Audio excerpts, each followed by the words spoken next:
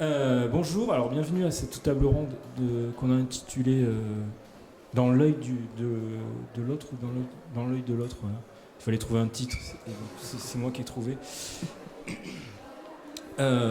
L'idée étant de parler de la thématique du festival sur les monstres et de parler de bande dessinée avec trois auteurs qui abordent pas que ce thème, mais qui abordent ce thème de façon au premier abord assez différente, et puis on se rend compte que pas vraiment au niveau du contexte. On va développer ça au cours de cette heure. Déjà je remercie nos trois auteurs d'avoir accepté notre invitation. Donc je vous présente Anne-Perrine Couette, Couette, je sais pas, Couet. Moi je prononce toutes les lettres moi. Alors les livres vont arriver, hein, je vais vous montrer les albums. Dont l'album s'appelle Bathory, la comtesse maudite. Voilà les BD. Ouais.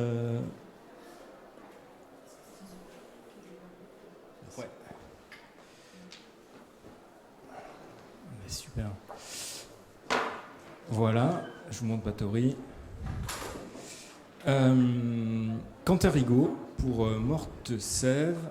Il y a aussi son premier album, Sigma, voilà, qui traite aussi d'une manière différente des monstres, et Lionel Marty pour Les Ombres de Tulé. Celui-là il va jamais tenir. Voilà. On va le défiler. Ma première question sera assez bateau, mais en même temps elle est nécessaire, je pense, pour qu'on puisse vous connaître un peu avant d'aborder vos œuvres. C'est de savoir, moi j'ai envie de le savoir, de connaître comment vous êtes entré en BD, c'est-à-dire qu'est-ce qui vous a donné envie de faire de la BD, quelles sont vos influences et comment vous avez démarré. Alors je vais commencer par toi, Anne-Perrine. C'est ton premier album, ton premier vrai album, tu avais fait des histoires courtes avant. Oui, c'est ça. En fait, avant ça, j'avais participé à des collectifs ou chez des petits éditeurs avec des scénaristes. Et là, c'était le premier projet que je faisais toute seule, quoi. Donc, où j'ai écrit, dessiné et fait la couleur. Voilà. Et quelles sont tes influences? Qu'est-ce qui t'a donné envie de faire de la bande dessinée? En fait, après, c'est toujours hyper classique comme réponse. Mais je dessine depuis enfant. Après, j'ai pas arrêté. Mais en fait, j'ai toujours... je pense, j'ai un petit frère et j'aimais bien inventer des histoires pour lui, pour jouer avec lui. Et donc, quand on était jeune, je faisais déjà des petits fanzines, des livres où je dessinais nos jouets, j'écrivais des histoires. En fait, j'ai continué à faire ça pour raconter des histoires à d'autres gens. Et le langage le dessin et l'écriture ont toujours fonctionné ensemble. Voilà, j'ai toujours fait les deux ensemble. Voilà. Très bien. Et il y a des noms d'auteurs qui t'ont, auteurs-autrices qui t'ont marqué, et dans lesquels tu t'inscris peut-être dans l'affiliation? Après, moi, il y a vraiment plein de trucs différents que j'aime en termes de lecture. Et je suis curieuse de la BD, ultra contemporaine, avec des formats très éclatés. En même temps, j'adore la bande dessinée plus classique, avec les formats 48 ou 76 pages. Quand j'ai découvert, j'ai commencé à apprécier la bande dessinée. Une des personnes qui m'a donné envie de faire de la BD et de dessiner, c'était Jean-Baptiste Andréae. Avec une série qui s'appelle Mange-Cœur, qui est super. Et qui, maintenant, Jean-Baptiste est dans l'atelier où je travaille juste à côté de moi. Donc j'étais trop contente quand on m'a dit « Va venir là !» Mon idole de jeunesse, quoi. Et après, j'ai découvert un peu ensuite le dessin de Alessandro Barbucci, des choses comme ça. Et puis ça a dérivé ensuite. Okay. Super, merci. Quentin, même question. Les débuts, l'envie de se lancer dans cet art graphique? Du coup, c'est aussi venu depuis tout petit, comme en fait, nous tous et toutes. C'est que je dessinais depuis tout petit et j'ai eu pendant très longtemps envie d'en faire, mais j'avais du mal à considérer ça comme un métier sérieux quand j'étais ado, parce que je me disais on va se moquer de moi plus tard quand je dirais que je fais de la BD. Au final, pas du tout. Et du coup, j'ai mis vraiment du temps avant de me dire je vais en faire.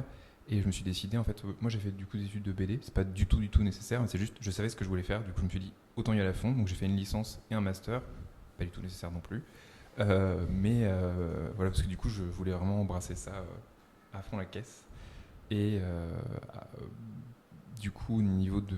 C'est toujours difficile de citer des influences, sauf si on a vraiment on est vraiment dans un mouvement graphique particulier. Mais les auteurs que j'apprécie le plus, c'est Taiyo Matsumoto, qui est du coup un auteur de manga, et Brian Lee O'Malley, qui est l'auteur de Scott Pilgrim, un comics, manga, enfin un peu ce qu'on veut. Et je pense que je suis très influencé après par les séries, le cinéma et les jeux vidéo, qui sont des médias que je consomme beaucoup, plus que par la bande dessinée de manière générale, que j'adore, mais je lis pas tant que ça finalement. Lionel, même question, même punition. J'ai bien peur d'avoir commencé tôt aussi. Si. Et parce que je pense qu'il y a la bande dessinée particulièrement, le dessin en général, mais la bande dessinée particulièrement, je pense que c'est vraiment une affaire d'obsessionnel. Hein. C'est vraiment un truc qui est tellement chronophage et où il faut passer tellement de temps qu'il faut quand même, faut que ça soit quand même chevillé au corps et à la tête. Et du coup, j'ai commencé très tôt et je crois que le vrai choc, parce que je lisais de la bande dessinée, j'ai envie de dire comme presque tous les enfants, mais le vrai choc, c'est les comics en fait. C'est la découverte des comics. Alors le premier choc, je crois que c'est le Conan de Barry Smith et les suivants de Buscema, et puis ensuite l'écriture, la découverte d'une écriture particulière, d'un ton, pas forcément d'une production industrielle de comics, mais d'un ton. Et là, c'est la première fois que j'ai vu un auteur complet faire un run sur un personnage. Je crois que c'était Daredevil de Frank Miller. Voilà, là, pour moi, c'est là que ça s'est joué. Je me suis dit, non seulement ça me touche, mais je me suis dit, j'ai vraiment envie de faire ça, quoi. De raconter des choses personnelles et de les transmettre. Ouais, je crois que c'est à ce moment-là que ça s'est joué. Vers 12 ans, quoi. Après, il a fallu un petit peu plus de temps pour acquérir la maîtrise technique, mais voilà, c'est à peu près à cet âge-là que ça s'est décidé. Ouais. Ok. Merci, c'est très intéressant ce truc sur Frank Miller. On ne sent pas forcément l'influence directement, ni même de Smith, sur la thématique, ouais. Mais non, je pense ni sur l'écriture, ni sur le dessin, mais par contre... Sur la force, quoi, l'impact de l'ensemble. Merci. On va maintenant parler de chacun de vos livres un peu tour à tour. Je vais revenir vers Anne Perrine. Donc Bathory, c'est l'histoire d'une comtesse qui est entrée dans la légende, mais pas pour des bonnes raisons. Et ce livre, alors, c'est une tentative de remettre un peu l'histoire au milieu de la légende, enfin de réintroduire des faits, quoi. J'aimerais savoir comment tu es tombé sur ce personnage et pourquoi cette envie de traiter de ce personnage-là en particulier. Et peut-être rappeler qui est la comtesse Bathory, tu lui feras mieux que moi.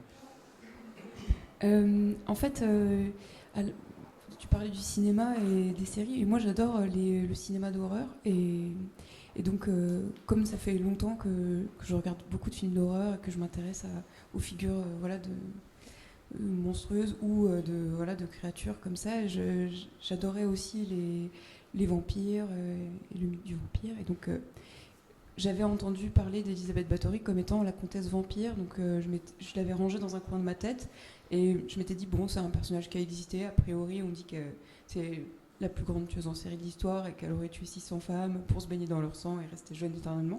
Après tout, pourquoi pas. Et en fait, quand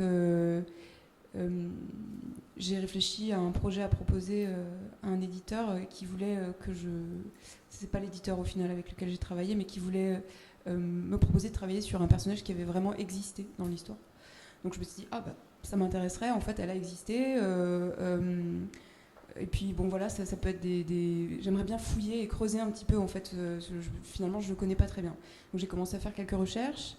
C'est un personnage qui en fait, le personnage en tout cas tel qu'on le connaît aujourd'hui, c'est dans la plupart des œuvres qui existent, qui sont montrées, c'est un personnage qui est une femme hyper sexualisée, une figure de monstre, mais qui est à la fois en même temps très attirante, qui a une fascination pour le morbide et le sexe à travers elle. Puis en fait, il y a c'est assez étrange en fait ce que ça véhicule. Il y a d'autres bandes dessinées qui sont parues aussi sur Elisabeth Báthory. Et en fait, je suis entrée en contact avec un chercheur hongrois et qui lui avait été consultant par exemple sur le film de Julie Delpy aussi, et qui a lui une spécificité qui était de travailler sur la famille Báthory. En fait, c'est pas que Elisabeth Báthory, mais c'est toute la famille et sur l'époque. Et donc il m'a donné des sources à fouiller. Et finalement, à la base, je suis pas quelqu'un qui suis spécialement passionné par l'histoire avec un grand H, mais je me suis prise au jeu et j'ai adoré ça en fait, me renseigner sur l'époque, sur la période, sur les coutumes, je connaissais pas du tout voilà tout ça et j'ai trouvé ça passionnant. Et donc c'est pas tellement une tentative de réhabilitation, mais c'est plus parce que en fait j'ai trouvé l'histoire telle que lui il l'a mise en avant dans ses recherches beaucoup plus intéressante finalement que la légende quoi, qui est un peu une femme, des nichons, du sang. Je me disais ouais ok, mais en fait c'est vachement plus intéressant ce qui s'est passé. Voilà. J'avais une image moi je pense que j'ai découvert au moment du film de Delpy quand il est sorti, je sais pas, il y a 15-20 ans peut-être, où on voyait vraiment la comtesse dans une baignoire ancienne avec vraiment du sang, et il y avait cette image un peu à la fois monstrueuse, à la fois un peu sexualisée, très, très étrange. Et moi, je m'étais jamais posé de questions avant de connaître l'existence de ton livre. Quel a été ton niveau vraiment de recherche? Est-ce que tu es allé très profondément? J'ai l'impression, parce qu'il y a pas mal de sources que tu cites. Et comment en es-tu arrivé à ce format-là, à cette pagination, à cette narration qui est faite de va-et-vient entre le procès et comment tu as fait ce processus pour traiter ce sujet en fait? Pour les recherches, je me suis documentée. J'étais vraiment plongée dedans, donc j'ai adoré ça. Après, j'ai été à la bibliothèque de l'Institut hongrois à Paris et tout ça pour le bibliothécaire a été passionné. Il était trop content que quelqu'un fasse une BD sur. Il m'a amené les autres BD, il m'a dit bon, il y a ça qui existe, mais on pourrait peut-être raconter une autre histoire et tout. J'étais là, oui. Après, il me citait toutes les figures de l'histoire hongroise, genre on pourrait faire une BD sur lui, c'est passionnant. J'étais là, oui, ok, monsieur. Tu peux faire carrière sur l'histoire. Et en fait, pour ce qui est de la pagination de l'écriture, moi j'avais en tête les histoires, les films à procès où il y a des flashbacks, il y a procès, flashback, et j'avais envie de le construire comme ça. Donc, quand j'ai écrit, j'ai fait par chapitre, j'ai essayé de faire des va-et-vient, et à chaque fois que les séquences de procès amènent sur une thématique ou une problématique, par exemple la question de la rumeur, la question de la religion, etc., et que ça ouvre ensuite sur une séquence de flashback qui traite de ça. Et est-ce que tu t'es fait... d'après ce que je lis, c'est encore assez ouvert, ton point de vue. Est-ce que toi, tu as une conviction que tu n'as pas mis dans la BD, ou est-ce que c'est vraiment ton point de vue qui est là et c'est quand même assez ouvert? Il y a clairement des moments où tu sembles ne pas savoir, et on ne pourra jamais savoir sans doute. Est-ce que c'est vraiment cette idée-là, ou est-ce que tu as des certitudes plus, ou des intuitions sur le personnage parce qu'au final, je vais résumer, je me trompe peut-être, mais c'est un peu une affaire politique et de pouvoir et de rumeurs, et voilà, plus que de simples attaques personnelles ou vengeance personnelle. Et c'est ça, ou est-ce que tu as appris des choses que tu n'as pas mis dans globalement, moi j'ai essayé de mettre le maximum d'éléments. Après, il y a un complément avec un cahier documentaire pour d'autres choses, mais non. Enfin, moi, je suis assez d'accord sur ça. Je pense qu'il y avait des questions politiques et des luttes de pouvoir. Et en fait, quand on lit le nombre de faux procès qui étaient montés à cette époque-là, ça semble en fait assez évident que ça faisait partie des mêmes pratiques en fait. Donc voilà. Après, effectivement, l'histoire a voulu garder autre chose, et puis peut-être se repaître un peu de cet imaginaire et de ce. Mais bon. Et alors j'ai trouvé une citation qui m'a beaucoup plu. Alors je voudrais te la soumettre. C'est dans un article du National Geographic. C'est un linguiste dont j'ai pas noté le nom évidemment, qui dit: nous avons besoin de symboles, d'icônes et de personnification des forces dramatiques qui façonnent nos vies. Et nous nous enthousiasmons volontiers des excès de ceux qui sont allés trop loin. Les représentations masculines d'une malveillance spectaculaire sont nombreuses, alors que les femmes malveillantes sont très peu connues. Elisabeth Báthory comble cet écart dans l'iconographie de l'horreur. Est-ce que tu es d'accord pour dire qu'il n'y a pas assez de monstres femmes, de monstres féminins, et du coup, elle nous arrange bien quelque part, et on va continuer avec cette légende plutôt que d'aller essayer de voir l'histoire, quoi. Oui, je suis assez d'accord. Mais je trouve que c'est intéressant parce on sent qu'il y a un vrai plaisir. Par exemple, même dans certains jeux vidéo, il y a encore quelques années, là, je ne sais plus lequel c'était un Resident Evil, je crois, ou je ne sais plus. Mais bref, il y a encore la figure de la comtesse qui est ressortie et on sent que les gens aiment la voir comme ça, en fait. Donc, je ne pense pas qu'elle puisse être vue autrement, être imaginée autrement. Et effectivement, ça vient combler. Je suis assez d'accord, ça vient combler un manque ou quelque chose. Il faut de la parité chez les monstres, et donc Ouais. on a besoin de femmes monstrueuses aussi. Ok. Quentin, je vais passer à toi. On va parler un peu de Mortecef, qui est ton deuxième album, donc qui n'a rien à voir avec l'histoire. C'est plutôt je sais pas comment qualifier, de la fantaisie. Mais moi j'ai toujours du mal à... Ouais. J'ai plus envie de laisser les gens ranger dans la catégorie. On va dire que c'est de la fantasy, mais il n'y a pas de dragon, d'elfe, il n'y a pas de métal. C'est un univers...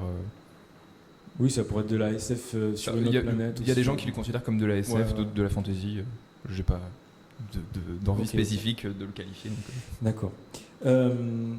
Et toi, les monstres, ils sont un peu... C'est pas vraiment des monstres, enfin, c'est tangent. Est-ce que c'est des monstres ou pas? Est-ce que tu peux nous parler de ces créatures et un peu de l'histoire? Parce que je préfère que tu résumes plutôt comment. Ouais, moi je préfère que les gens résument pour moi d'habitude, mais je vais essayer de me débrouiller. Mais en gros, c'est un univers qui est régi par des divinités qui ont des apparences monstrueuses, c'est-à-dire c'est des grandes créatures qui sont qui sont vraiment très très grandes, et elles se déplacent en fait sur cette planète, et par leur mouvement, elles régissent la planète, elles la rythment, c'est-à-dire elles sont 9 au total. Il y a des créatures qui représentent les saisons, donc quand elles sont en déplacement, du coup une saison est en cours, et quand elles s'arrêtent de se déplacer, une autre prend le relais.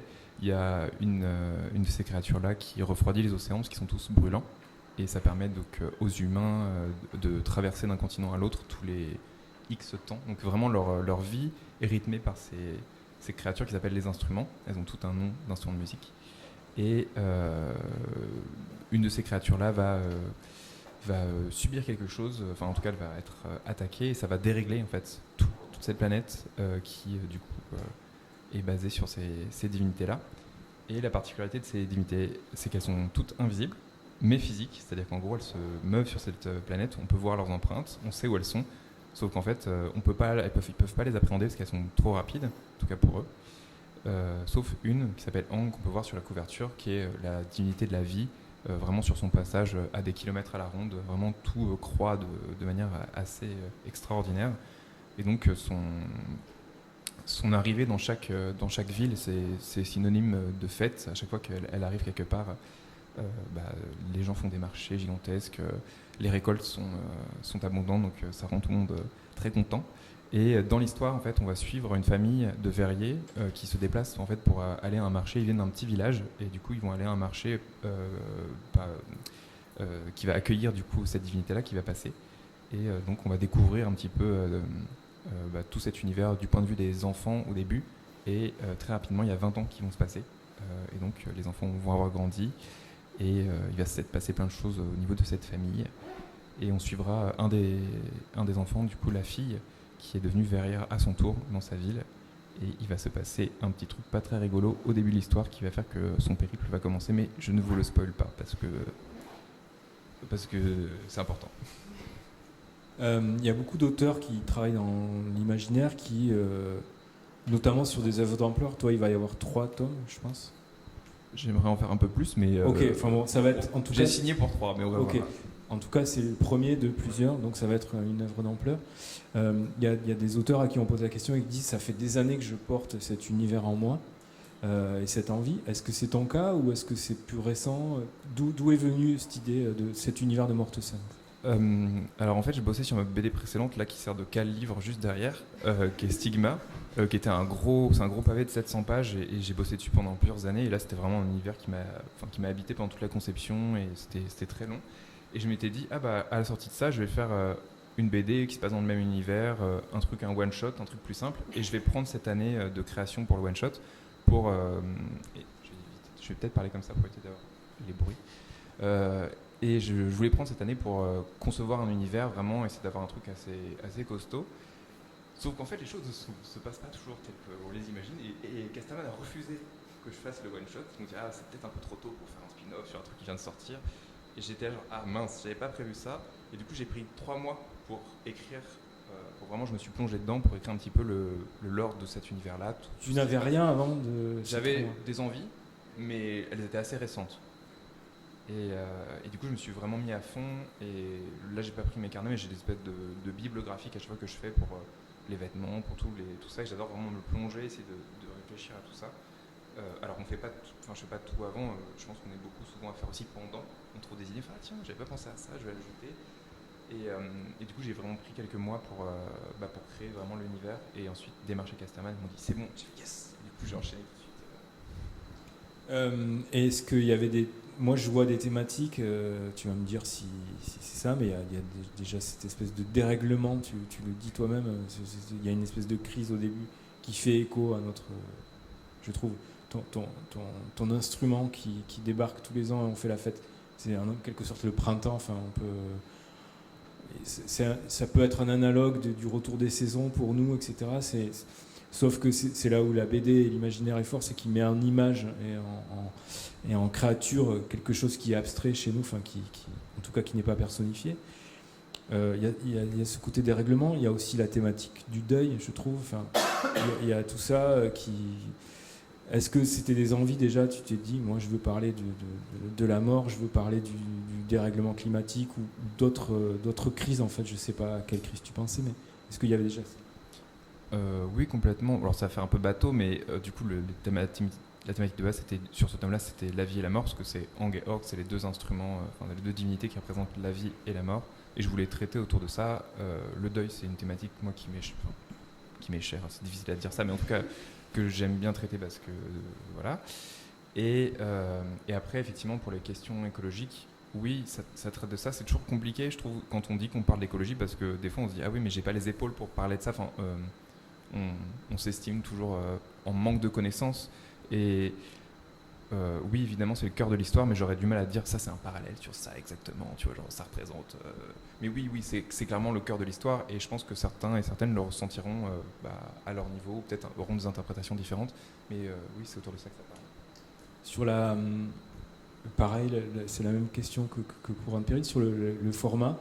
Anne Périne, c'est un truc contenu, elle dit au début comme un film de procès ou un biopic, donc ça implique un certain format, toi tu es parti sur plusieurs tomes avec quand même des albums assez une forte pagination et un rythme qui est pas lent, je sais pas comment dire, mais qui prend plus son temps, plus influencé par le manga par exemple que les deux autres œuvres en question. Tu as besoin c'est naturel chez toi, tu as besoin de prendre ce temps de travailler sur ce rythme. Est-ce que on voit aussi Stigma qui est un truc énorme et qui voilà, c'est la BD pour toi, c'est ça, c'est ce rythme-là et il n'y a pas moyen de faire autrement ou chaque œuvre nécessite le rythme qu'elle nécessite. Je pense évidemment que oui, le manga c'est ce qui me parle le plus en termes de pagination et de rythme, parce que j'ai grandi avec ça, et quand j'ai découvert ça après, genre lire un 40 pages couleur, c'est dur quoi. Enfin, il y a quelque chose en tout cas, il y a peut-être des très bonnes BD qui se font sur ce format-là, mais c'est vrai que maintenant quand je lis des formats beaucoup plus courts, j'ai vraiment une sensation de manque à la fin. Je me dis ah mince, j'aurais bien voulu, peut-être que ça prenne plus le temps par moment, et c'est dur du coup parce que c'est les milieux qui évoluent, et du coup même nous aussi des fois on évolue par rapport à tout ce qui se fait, et on est influencé aussi par ça. Mais j'ai vraiment aussi ce besoin de prendre plus de temps pour me poser, pour raconter certaines choses, parce que c'est vrai qu'on a la possibilité maintenant, les formats c'est éclaté, il n'y a plus de la bande dessinée, ça va pas, il y a encore des formats qui sont codifiés, mais on peut vraiment faire un peu ce qu'on veut. Et du coup moi je me sentais plus à l'aise dans un format comme ça, mon éditeur il était ok pour me suivre, et l'objectif c'était juste par contre de garder un rythme assez soutenu, histoire que même si je prends mon temps, il y a quand même un album qui sort tous les 8 mois, tous les 9 mois max. Un des avantages de cet élargissement du rythme, je ne sais pas comment dire, c'est qu'on suit les personnages, on s'attache à eux, et c'est vraiment ça le sel aussi de ta narration. Comment tu travailles tes personnages? Est-ce que tu improvises tu as ton intrigue et tu les suis, ou est-ce que tu les as très bien préparés et tu sais très bien comment ils sont? Est-ce que tu fais des fiches de perso? Je sais pas comment travaillent du coup mes camarades, mais c'est vrai que là, du coup c'est différent, c'est un truc historique, mais quand je crée les personnages, j'aime bien écrire leur passé, parce qu'en fait ça m'aide vachement plus à les comprendre, et ce qui fait que du coup dès qu'ils prennent des décisions, ça a plus de sens par rapport à ce qu'ils ont déjà vécu, et ça m'aide vraiment beaucoup d'écrire ça. Donc oui, il y a une espèce de fiche de perso un petit peu, et après pour la narration, c'est vrai que j'aime bien prendre le temps du coup de les développer. Donc ça, là surtout comme c'est sur 3 tomes, je me permets un peu des fois des moments plus calmes et plus posés dans la narration. Et ils ont tous une ligne directrice, un objectif vers lequel ils avancent, même s'il n'est pas forcément précis au tout début de l'histoire. Mais il y a toujours une part d'improvisation, parce que je pense que je peux pas parler pour vous, mais quand on commence un album, même si on est à la fin, il y a toujours des choses qui vont évoluer en cours, sauf si on a fait déjà précisément tout le découpage très très précisément. Mais je trouve que c'est agréable aussi, cette part d'improvisation qu'on a quand on crée un album. En fait, c'est aussi ça qui fait un peu le sel de la BD, je trouve. Oui, dans vos cas, tous les trois, on n'est pas dans du tiens, un scénariste qui a écrit un truc, pam, c'est fait, puis il faut dessiner ça, et il y a 46 pages, j'ai pas une de plus. C'est aussi ce qui est intéressant. Merci Quentin. Lionel, j'ai noté que la sonnerie de ton téléphone, c'est la musique de Conan le Barbare. Oui, donc ouais, ça nous met direct dans l'ambiance. C'est le gros flagrant délit. Oui, ça c'est... j'ai dit que c'est la première rencontre avec la bande dessinée qui m'a touché, c'est l'adaptation de Howard. Et bon, au cinéma, celle de milieu, ça m'a bien marqué aussi. J'avoue que, voilà. Et d'ailleurs, il est un peu à l'origine de l'envie de faire Les Ombres de Tulé, parce que ça remonte à cette période-là. D'accord. Quand j'avais une quinzaine d'années, il y avait déjà tous les éléments. Il y avait la conjonction de plusieurs œuvres qui m'ont marqué et influencé. Celle de Lovecraft, qui je pense est indépassable dans la démonstration d'une espèce d'horreur extrêmement... il a une méthodologie de l'horreur qui est vraiment indépassable, métronomique, parfaite. Donc voilà. Et puis un imaginaire que j'adore.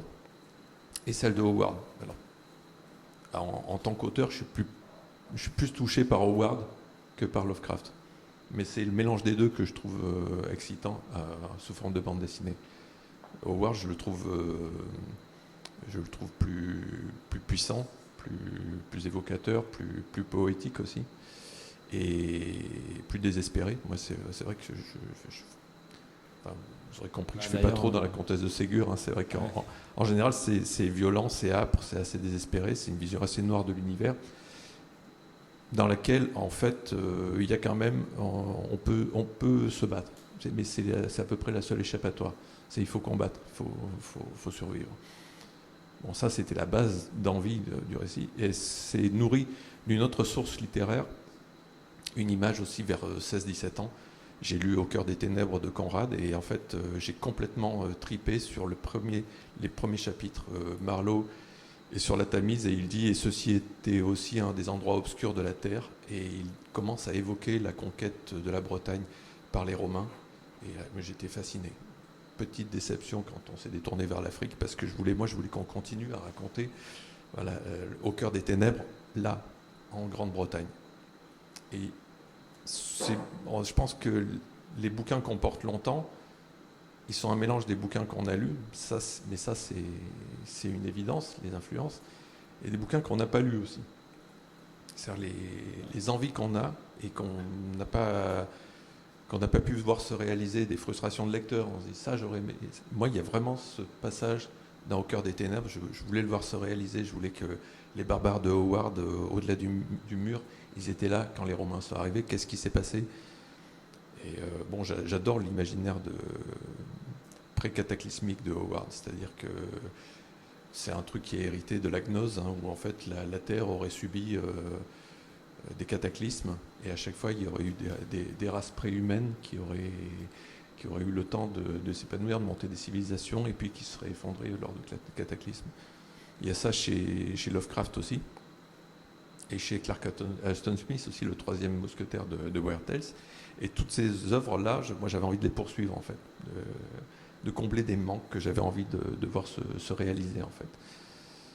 Et au début, effectivement au début il y avait ce récit épique qu'on avait envie de raconter, et puis il y a autre chose, c'est les personnages qui sont nés petit à petit. Alors là je rejoins Quentin sur le fait que les personnages, au début on invente des personnages, et la mauvaise façon de faire des personnages, c'est de faire des personnages d'une manière utilitaire, c'est-à-dire qui sont là pour faire rebondir l'intrigue, voilà, qui ont une fonction. C'est une catastrophe, ça. Il faut absolument que le personnage il existe au-delà de ça.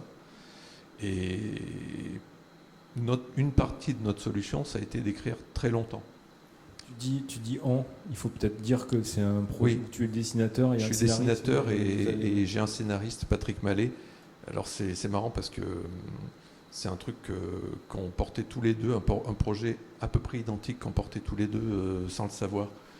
Et un jour, il travaillait avec un ami sur une autre bande dessinée historique, rien à voir. Et il lui dit mais j'ai quand même toujours eu envie de porter un vrai récit howardien, de la pure sword and sorcery, hyper brutale, hyper noire. Et, mon copain, il fait je crois que je vais te donner une carte de visite. Et du coup, il m'a appelé dans la semaine qui suit. Et moi, c'est tombé dans un moment où, en fait, ça fait un moment que j'écume les rayons des librairies. Et puis, dans une carrière de dessinateur, il y a des choses auxquelles on croit plus qu'à d'autres. Et moi, j'étais à un moment où j'avais envie d'être dans un album, voilà, dans les tribus, rendre tribut aux choses qui m'avaient fait venir là, quoi. J'avais l'impression qu'à un moment, à force de répondre beaucoup à de la commande, je m'étais un peu perdu.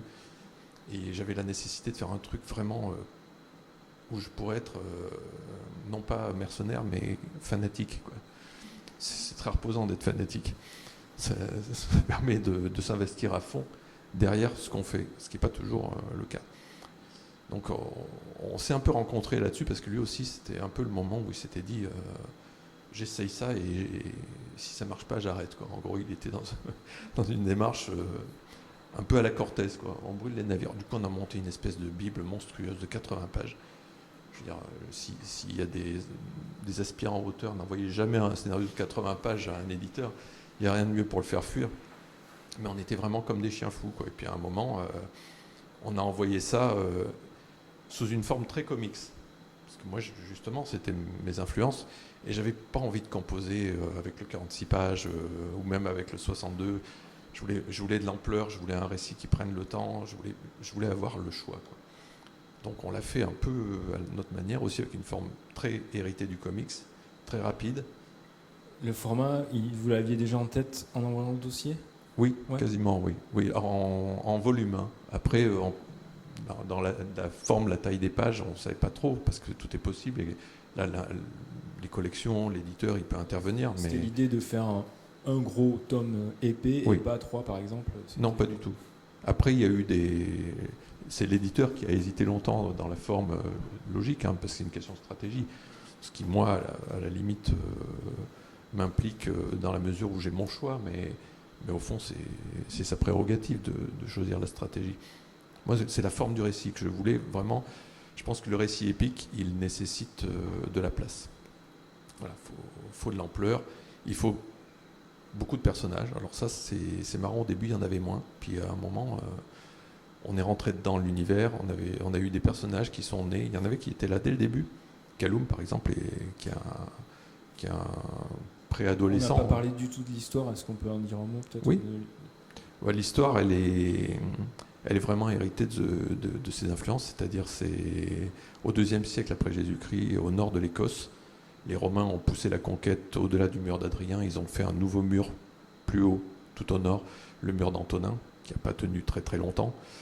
Et ce mur leur sert de base pour la conquête du nord, du Grand Nord. Et en fait, au-delà du mur d'Antonin, c'est le noyau dur des peuples irréductibles, c'est-à-dire c'est les Gaëls les plus remontés, et les Pictes. Alors les Pictes, c'est un peuple historique dont on n'a pratiquement pas de traces à part quelques pierres levées, des mégalithes et quelques traces chez Strabon qui nous les décrit comme intégralement peints. C'est des hommes peints, donc nus et tatoués des pieds à la tête, probablement.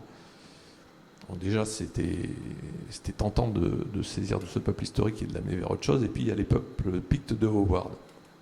Alors, Howard, il a complètement fantasmé les Pictes. Il est texan. Il écrit dans les années 20-30. Et alors, les Pictes, il en fait un truc, les héritiers d'une race pré-cataclysmique. Et sans reprendre les Pictes de Howard, qui n'appartiennent qu'à lui, je voulais qu'on laisse imaginer qu'ils étaient originaires d'ailleurs, qu'il y aurait eu possible migration depuis des îles dans l'Atlantique disparues. Donc on reprend toute cette idée des peuples pré-cataclysmiques. Et bref, là je me perds un peu, mais je vous raconte l'histoire, la grande. Mais notre histoire en fait commence au moment où en fait un général romain, Horatius, a pour mission de conquérir les terres au-delà du mur d'Antonin. Et ça piétine, et puis lui, il a ses propres drames personnels, et il rencontre une femme, Itomé, et Itomé se présente comme une sorcière, et elle veut l'aider à vaincre ses ennemis, elle va lui donner le pouvoir de vaincre ses ennemis. Mais la magie d'Itomé, elle est plus ancienne qu'il le croit. Alors, je ne vais pas vous spoiler le personnage d'Itomé que j'adore et qui vaut le coup d'être découvert, je pense, dans la BD, mais c'est un personnage féminin qui est au cœur du récit, qui est un personnage négatif, hein. C'est pas du tout un personnage sympa, mais je pense, en tout cas c'est les retours que j'ai eus, que c'est un personnage crédible. C'est-à-dire que c'est ce que j'aime dans les personnages de méchants. Là aussi, c'est pas des méchants fonctionnels. Il faut que le méchant, il existe, qu'on puisse, même si on le désapprouve, qu'on puisse le comprendre. Et j'espère qu'Itomé, on comprend sa colère, même s'il est un petit peu radical dans sa colère. Et nos monstres, ce qu'elle essaye d'invoquer, c'est les ombres de Thulé, donc, qui est une menace cosmique complètement héritée de l'œuvre de Lovecraft. Et cette menace va menacer tout le monde. Donc en fait, le roi Picte Cormac, qui est un des héros de notre récit, l'enjeu, ça va être de trouver le moyen de combattre ces forces dont on a perdu. Ça aussi, c'est très Lovecraftien, il y a du savoir perdu. C'est-à-dire que dans ces cataclysmes, dans cette longue histoire de l'humanité, il y a des trous. Hein. C'est aussi radicaux dans la perte d'histoire que l'incendie de la bibliothèque d'Alexandrie. On ne saura jamais l'ampleur de la perte.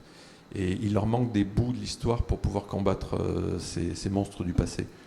Donc l'enjeu, ça va être de retrouver les traces du passé. Ce qui est un motif que j'aime beaucoup personnellement, voilà, parce que là c'est vraiment le cœur de l'histoire et de l'enquête.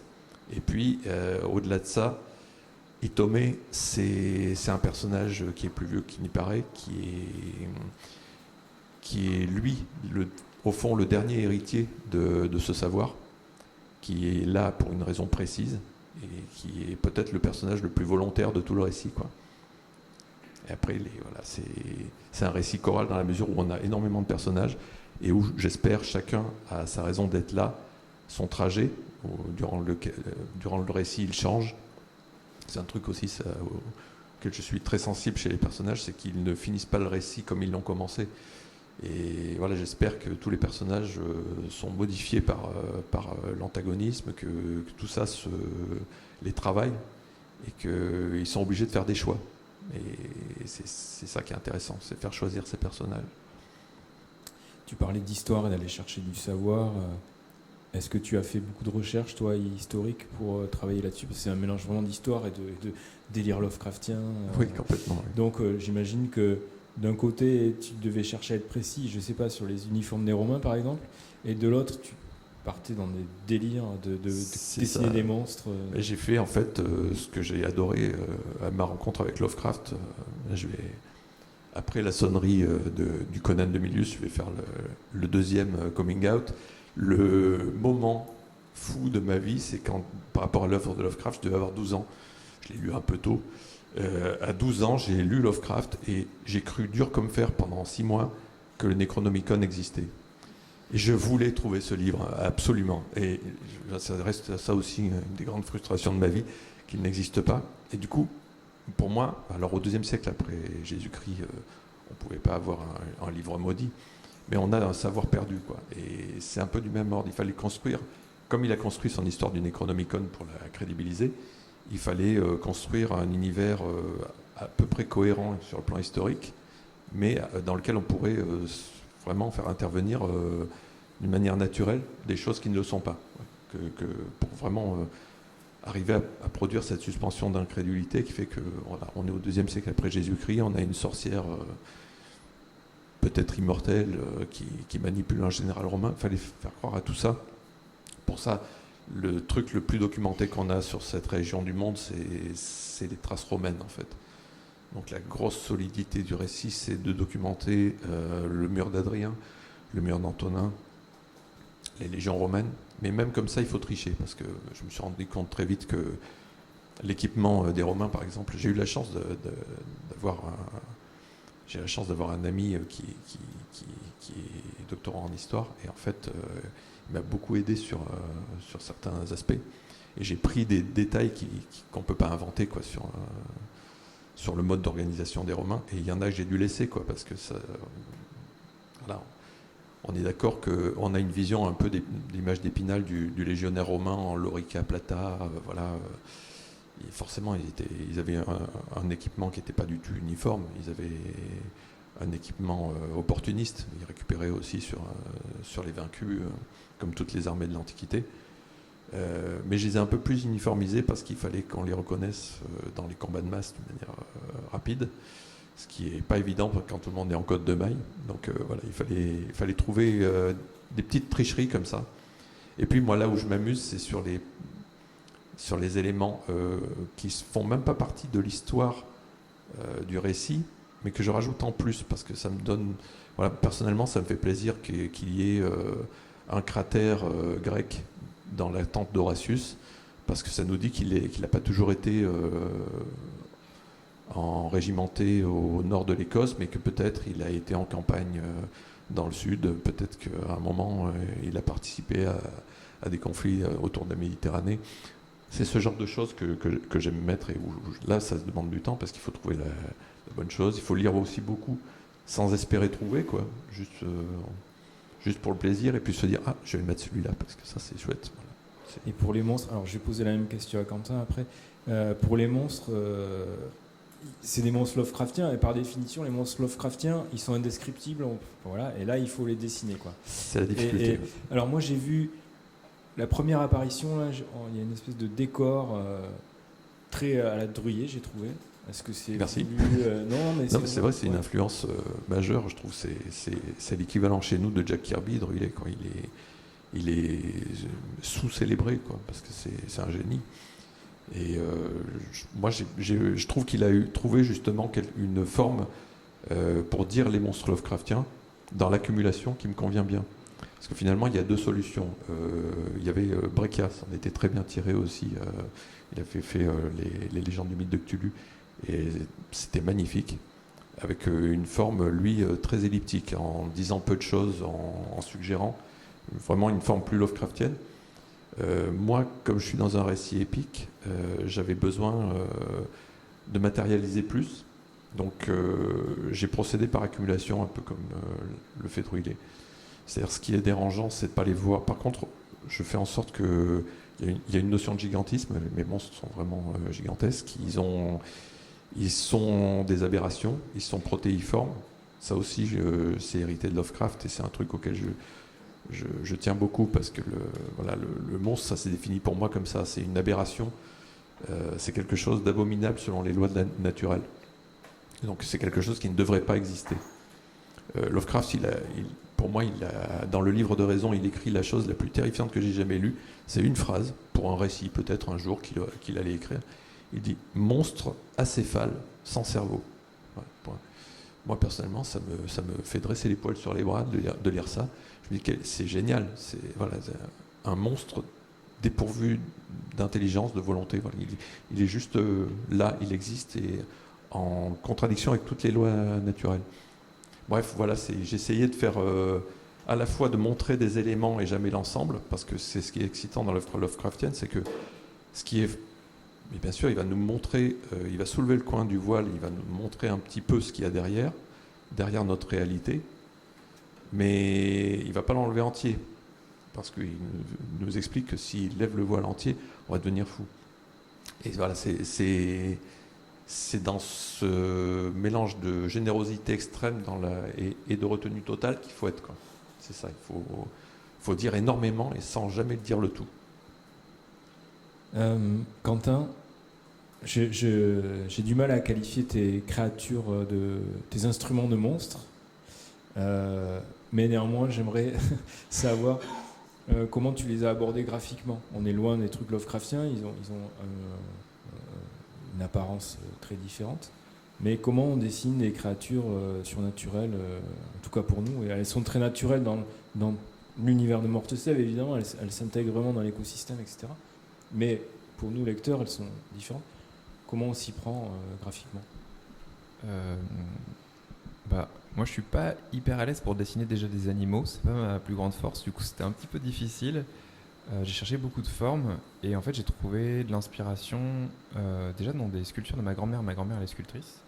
Et j'ai été regarder ses sculptures. Elle a des sculptures de mélange de bâtiments, d'humains. C'est des choses un peu assez organiques, vraiment des choses assez difformes, mais qui mélangent vraiment tout ça. Et ça m'a marqué depuis que je suis enfant. Et du coup, j'ai été regarder un peu ces sculptures et j'ai récupéré quelques formes que je trouvais intéressantes dedans comme base. Et après, consciemment, inconsciemment, enfin dans les choses que je peux citer aussi comme influence pour cette BD, c'est le jeu vidéo Shadow of the Colossus. Je ne sais pas si certains ou certaines le connaissent. Qui m'a marqué dans le sens où déjà il y a la direction artistique est très forte sur les colosses. C'est un jeu dans lequel on doit tuer des colosses pour sauver une jeune fille, une femme, c'est l'histoire de base, mais en fait ça se passera pas totalement comme on peut imaginer, et ça joue sur le fait que dans un jeu vidéo on doit tuer des boss, et là en fait les créatures qu'on va tuer déjà de base elles sont passives jusqu'à ce qu'on les attaque, et en fait on se rend compte qu'on fait plus de mal qu'autre chose en fait en faisant ça. Et donc ça a joué en fait sur cette idée d'une créature gigantesque qui soit pas forcément douée d'intelligence, mais qui répète un peu un pattern. En fait, j'aimais bien cette idée d'une répétition. En cela, c'est presque un monstre. Alors, elle n'a pas de cerveau vraiment, de volonté propre presque. Oui, il y a un peu de ça dans le sens où elles ont le statut de divinité, mais elles sont pas là pour diriger les humains, quoi. Elles sont pas forcément une conscience développée.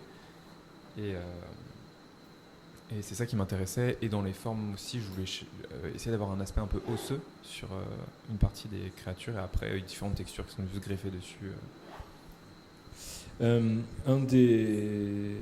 On a vu ces trois, enfin là, je pense que chacun a décrit un peu. Si vous n'avez pas lu les BD, j'espère que vous avez une bonne idée, mais je pense que oui.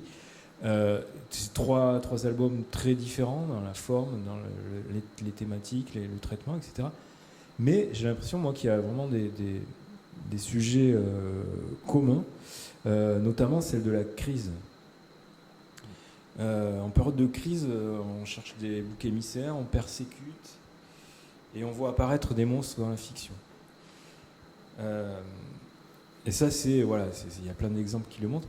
Est-ce que Anne Perrine, si la Hongrie avait été plus apaisée, est-ce que la comtesse aurait été repeinte en monstre, ou pas ? Est-ce que c'est vraiment un produit de la crise, en fait, ce qui y est arrivé, de la crise en Hongrie ? Oui. Voilà. Merci. Non, si, c'est vrai que ça semble être un produit d'une crise, effectivement, même si, en fait, ce qui est arrivé à la personne réelle, effectivement, c'est le cas. Mais ce qui est ce qu'on a fait de cette personne et ce pourquoi on s'en rappelle, c'est des années plus tard, en fait. C'est quelqu'un qui s'empare de cette histoire et qui décide de la raconter et de l'écrire d'une autre façon. Donc peut-être, oui, effectivement, c'est compliqué parce qu'en fait, la famille Báthory, c'était une des familles les plus puissantes en Hongrie à cette époque-là. Elle était extrêmement riche. Le cousin d'Elisabeth Báthory, en fait, il était prince de Transylvanie. Et il était, comme la Hongrie était au cœur de conflits avec les Ottomans et l'Empire austro-hongrois, c'était un territoire qui était un peu, qui était un peu disputé, mais qui en même temps nouait des alliances, les défaisait. Et effectivement, tout cet agencement de phénomènes a pu conduire à ce qui est arrivé à Elisabeth Báthory et à sa famille, en fait.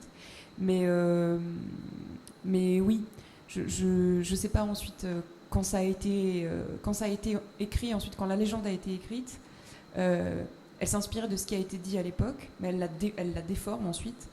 Et ça, pour le coup, je sais pas si c'est vraiment la pure imagination de la personne qui rédige ça, qui va s'emparer de cette histoire, ou si ça fait écho à ce moment-là ensuite en plus à d'autres besoins, à d'autres... Parce que l'histoire, souvent, elle répond au présent. En fait, on écrit l'histoire pour répondre à un contexte. Donc il y a peut-être ça, mais okay. Lionel, il y a une longue interview de Patrick Mallet, le scénariste, et toi à la fin de l'album. Oui. Et toi aussi, tu dis que en fantasy, les grandes œuvres de fantasy, elles apparaissent en période de crise. Donc il y a un point commun là aussi avec les deux autres albums. Oui, Est-ce que tu peux expliquer ça un peu ? Je pense par exemple, quand on parle de l'œuvre de Lovecraft et de Howard, ils écrivent dans les années 20-30. C'est au sortir de la Première Guerre mondiale, on sent la seconde se profiler à l'horizon. Il y a vraiment une inquiétude généralisée, puis il y a aussi une inquiétude qui dépasse le contexte politique. Il y a une inquiétude qui répond à l'état du savoir. C'est-à-dire qu'on est par exemple, en train de découvrir l'atome. On est en train d'agrandir notre vision de l'univers. Et ce qu'on découvre est parallèlement une baisse du sentiment religieux. Donc Lovecraft, il décrit un univers absurde, chaotique, soumis aux lois darwiniennes et aveugle, complètement aveugle et dépourvu de volonté. Donc il y a ce vertige-là. Et je pense qu'aujourd'hui, on vit une époque où effectivement la fantasy, c'est du pain béni pour la fantasy. On vit dans une époque c'est même pas une crise, c'est combien de crises, quoi. Les crises s'empilent, peut-être les dernières d'ailleurs. Il y a une côté, il y a même notre définition de l'humain est en train de bouger. Hein. Il y a des coups de boutoir de toutes parts. Il y a des gens qui font des expériences. Il y a les transhumanistes qui ont un projet qui est quand même totalement délirant. Et qui d'ailleurs revient à une figure de la fiction. On fait de la nécromancie tous les jours. Le truc qui jusque-là était absolument interdit, tabou dans toutes les sociétés, considéré comme la plus noire de la magie, c'est-à-dire animer les morts et les faire parler. Aujourd'hui, les IA le font tous les jours.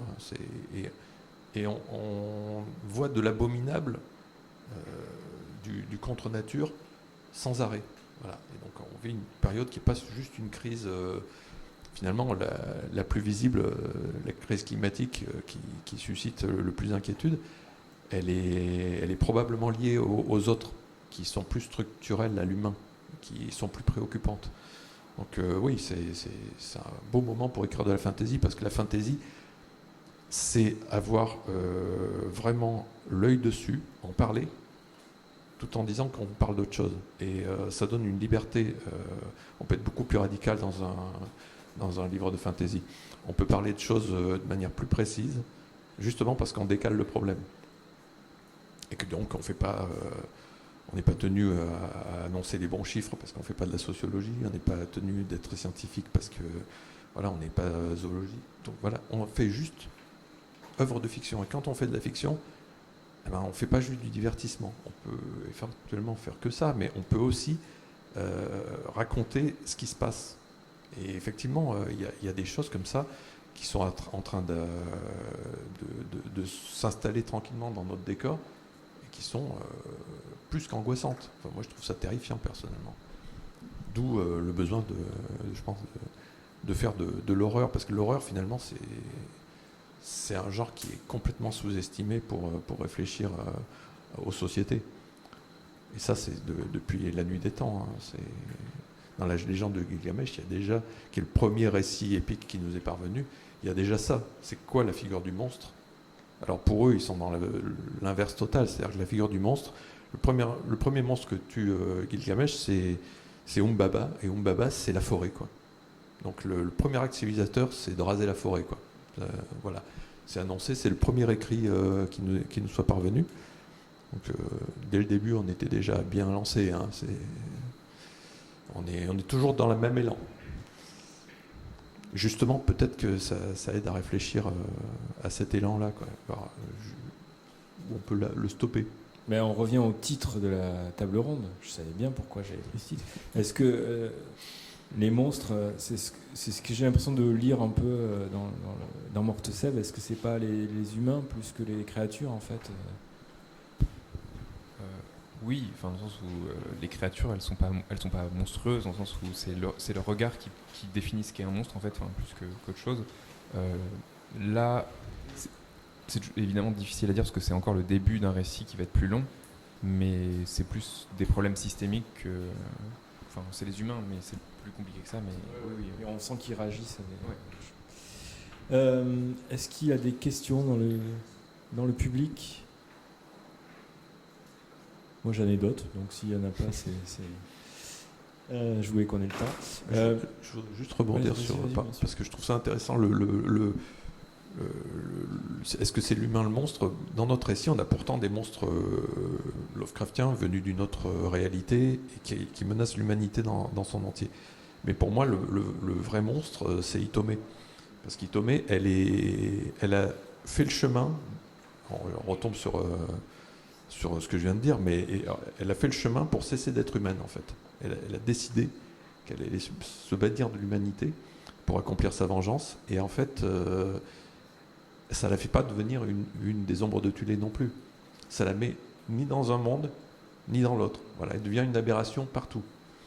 C'est elle le vrai monstre. Ça m'a fait penser à ces milliardaires qui refusent de vieillir et qui prennent des traitements et qui ont des têtes monstrueuses au bout d'un moment. Et s'ils y arrivent un jour à vaincre la mort, mais juste pour les riches, là j'espère qu'on se mettra tous ensemble pour aller les cramer, parce qu'à un moment, ça peut être acceptable, n'est-ce pas ? Ça peut être acceptable d'avoir une différence de revenus, mais imaginez un vrai vampire, voilà, quelqu'un ils arriveraient à produire le vrai vampire. C'est-à-dire que non seulement ils nous vampirisent financièrement, mais ils arriveraient physiquement à devenir immortels par ça. Il y a l'histoire il faudrait sortir les pieux. Du milliardaire là, qui se fait transfuser le sang de son fils et qui rajeunit. C'est ça. Lui, il a une tête bizarre, hein, déjà.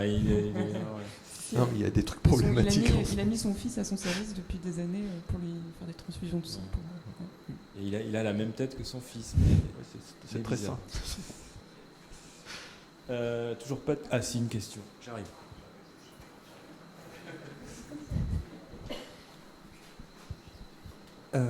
Du coup, c'est par rapport à Betobery et du coup les monstres. Enfin, c'est par rapport au personnage de Anna Darvulia, j'espère que je prononce bien,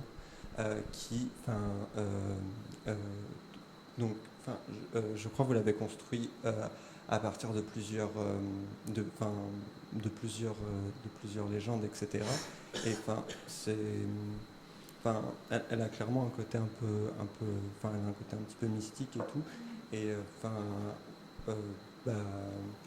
on sait pas trop si c'est un personnage bienveillant, malveillant. Du coup, comment la figure du monstre un petit peu s'interprète à travers ce personnage. Elle est bien cette question. En gros, comme la plupart des sources sur Elisabeth Báthory, elles sont difficiles à trouver. Il reste, en gros, comme c'est devenu un blâme national, la plupart des archives ont été détruites, quoi. Donc, ce qu'il y avait dans les propriétés, ça a été détruit. Et donc, ce qui reste, ça va être des correspondances qu'elle a pu avoir avec d'autres nobles et des gens à droite à gauche. Donc, pour réunir des choses, c'est compliqué.